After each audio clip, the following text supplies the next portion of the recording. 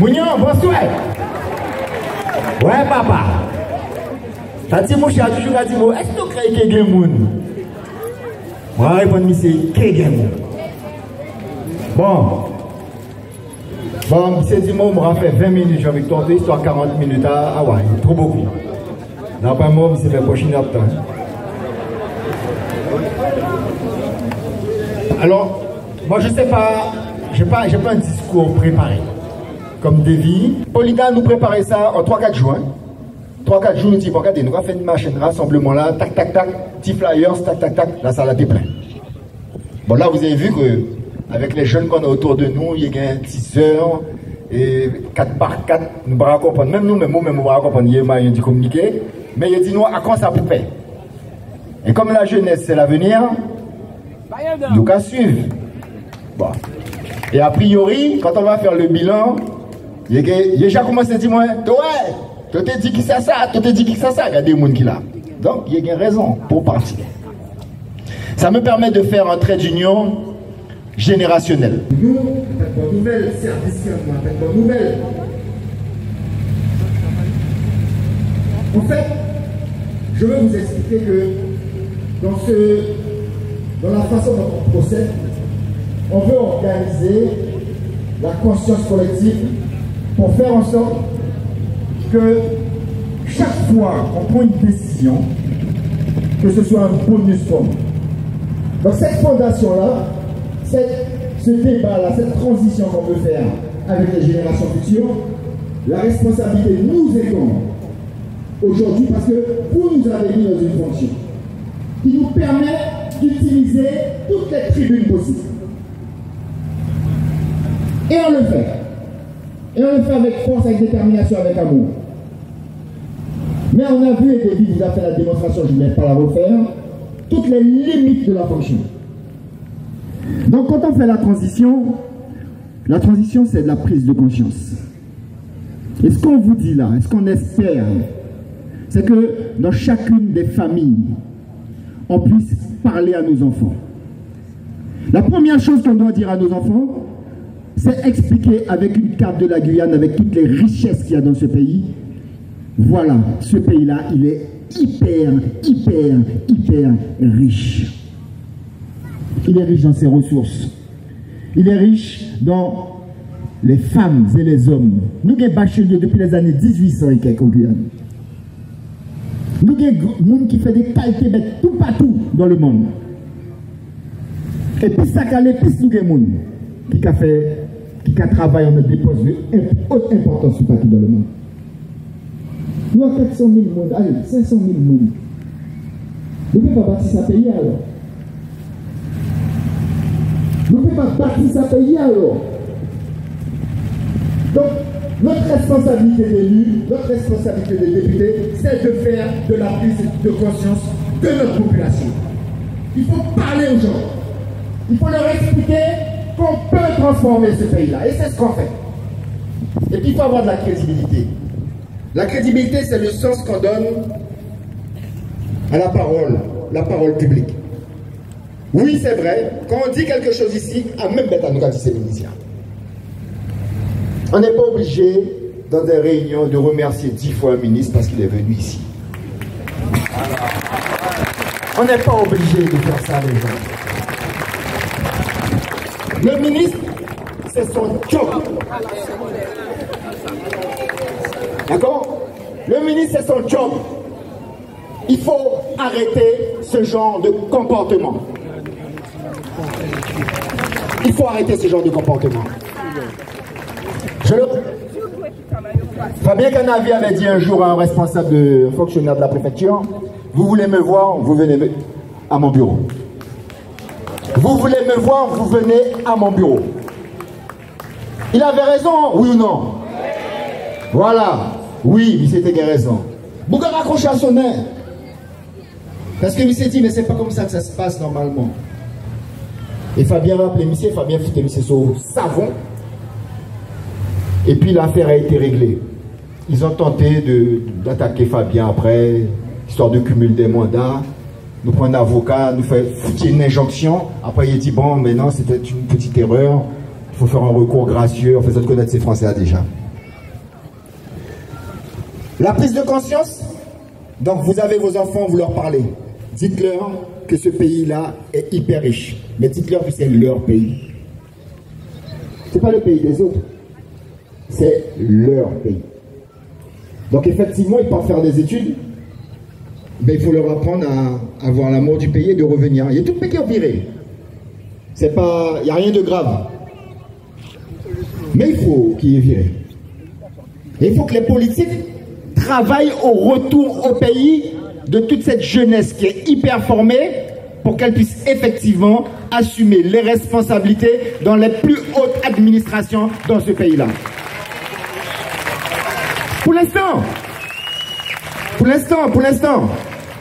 Parce que pour l'instant, il y a institution, il y a administration. Mais je me respirer, nous ne gagnons pas. Alors, Davy a parlé de géostratégie, de géopolitique, de ce qui se passe. Vous pourrait peut-être tendez, des députés, il y a les Guyana. Oui, nous avons pris la décision d'aller au Guyana. Pourquoi? Depuis 3 ans, ça va faire 4 ans bientôt, le Guyana, c'est le pays qui a la plus forte croissance économique dans le monde. Number 1.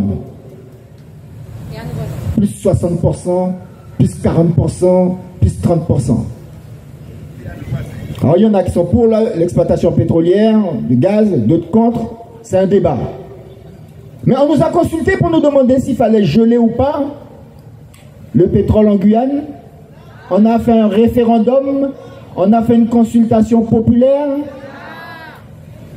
Ah ben, ils ont décidé que par la loi Hulot, on ne peut pas faire d'exploitation fossile, l'extraction fossile, énergie fossile, pas toucher.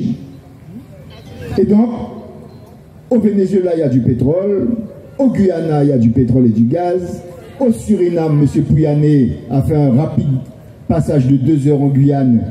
Il a dû rencontrer certains élus et il s'est fait petit plongeon au Suriname pour faire ses négociations pour qu'il pouvait exploiter le pétrole.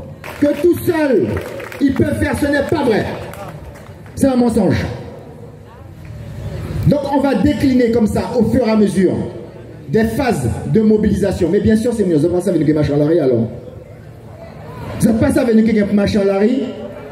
Et ça aussi, il faut tordre le cou à ceux qui disent nous avons marre marché. Mais oui, nous avons obligé de marcher. Tout peuple dans le monde qui a marché.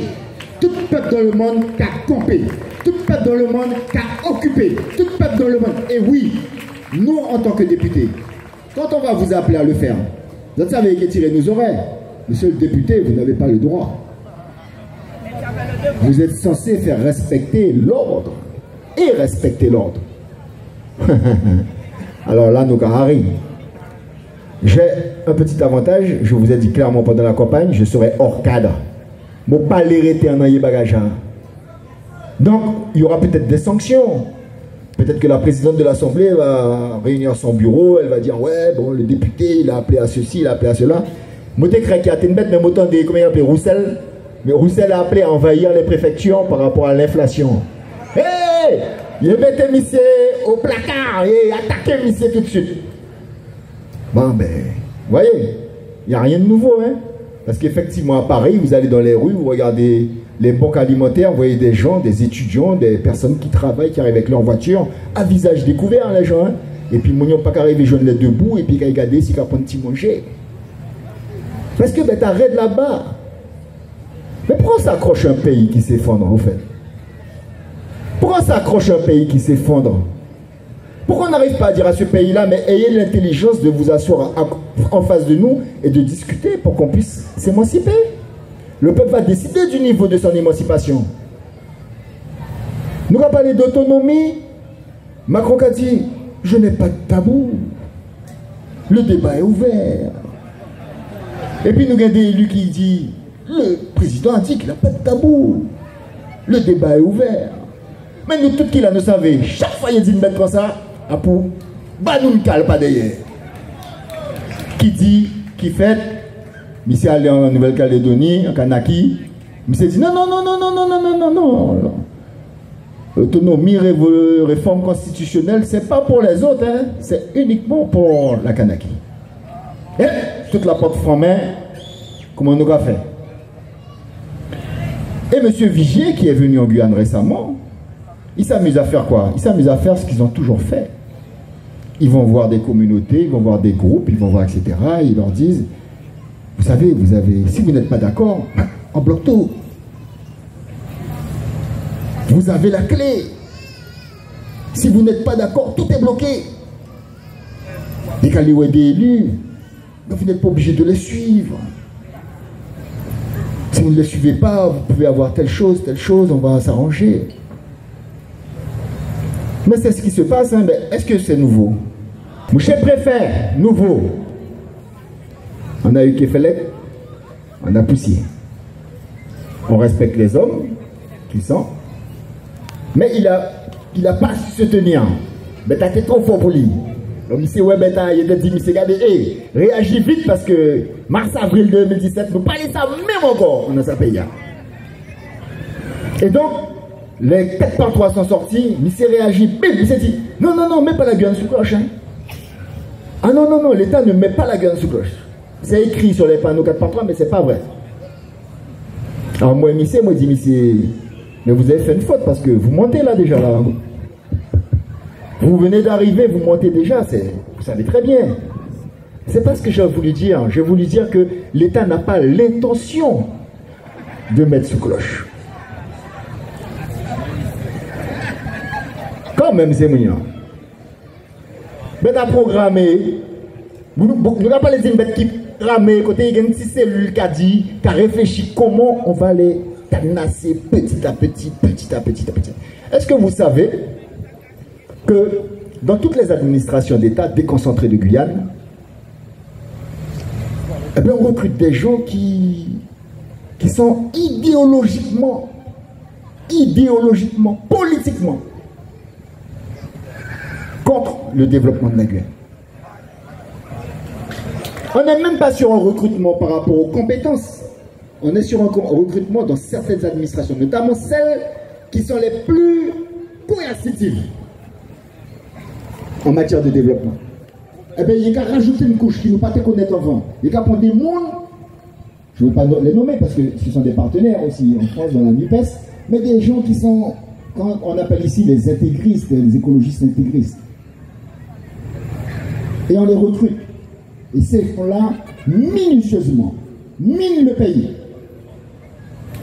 Avec une feuille de route qui est tracée et qui est validée au plus haut niveau de la France.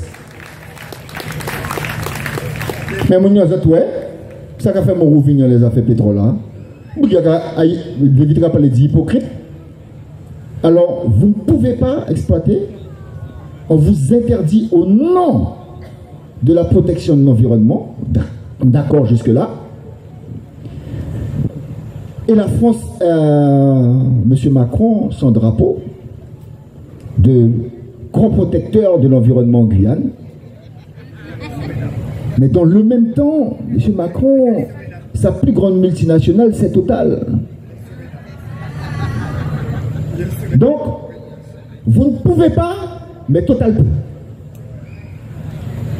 Et c'est Total qui a fait savoir, comme par hasard, que bon, on a fait des trous là, nous fouillés. Il y a un petit morceau, mais pas gain.